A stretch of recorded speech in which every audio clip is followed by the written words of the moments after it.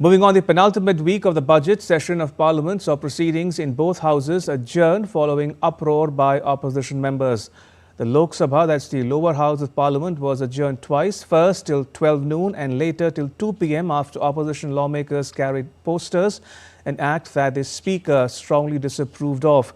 The Speaker reminded the House that a previous decision had barred members from bringing any kind of posters inside the House. The Rajya Sabha, the upper house, was also adjourned first till 2 p.m. and later for the day amid similar disruptions. The uproar escalated when Parliamentary Affairs Minister Kiren Rijiju raised the issue of Karnataka Deputy Chief Minister D.K. Shivakumar's reported statement about amending the constitution to provide reservations for Muslims. This led to loud protests from the opposition benches, further stalling the proceedings. With tensions running high, all eyes will be on the Parliament when the sessions resume later today.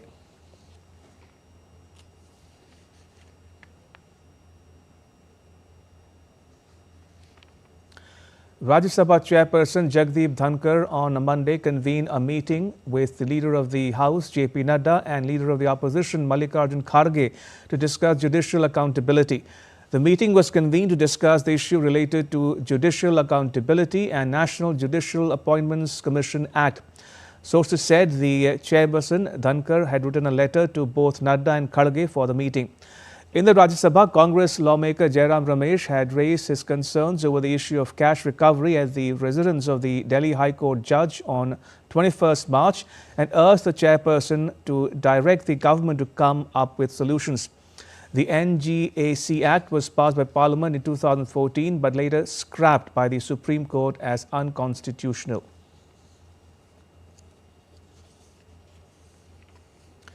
And joining me from Delhi is my colleague Anil Thomas. Anil, tell us more about the reasons for the disruption in both houses of Parliament.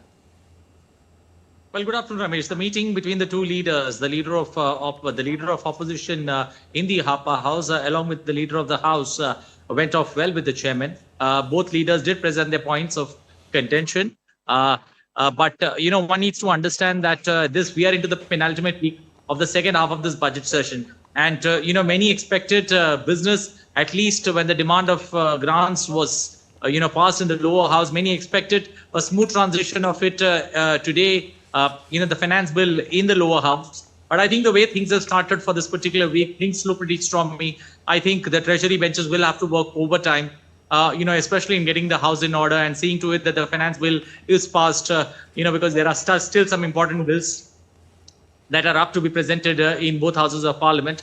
But the meeting that the chairman had today, ended on a nice note because the chairman of the House, the Rajya Sabha, was ready to listen to both sides, especially listen to the opposition, because the opposition has time and again been raising the point that, the issues that matter to the opposition, the treasury benches or the chairman have not allotted time for it to be discussed and deliberated. I think the chairman has taken sense of what exactly the opposition wants and has assured that, he would look into the matter personally. And I think that's where things end. But the way this particular house, this particular week has started, especially in the upper house, we've not seen, any kind of 0 hour, question hour, both getting wiped off and no particular business or no particular discussions and deliberation taking place. We can expect this particular week also to be, where the opposition is going to up the ante if they don't look at any positive outcomes from the meeting that they've had with the chairman. But the chairman at this point of time, as we speak, as the meeting concluded, has assured that the opposition will be heard